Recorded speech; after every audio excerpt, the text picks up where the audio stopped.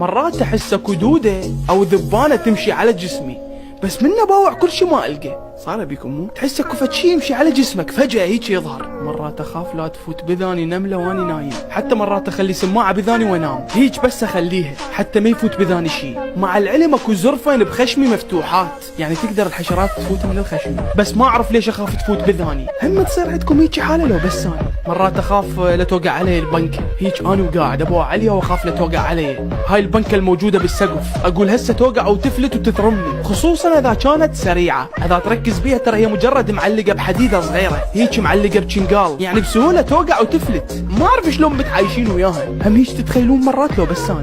يعني انتوا نايمين بالليل تقولون هسه توقع علينا هيك ويصحوا لك شهيد البنكة. انا حتى الغرفة مالتي ما مخلي بيها بنكة، مخلي بيها بس سبلت. ليش انتوا عبالكم البنكة ما واقعة قدامي؟ مرة كنت قاعد بقهوة وفجأة طفرت البنكة من فوق ووقعت بصفي، بحيث هيك حسيت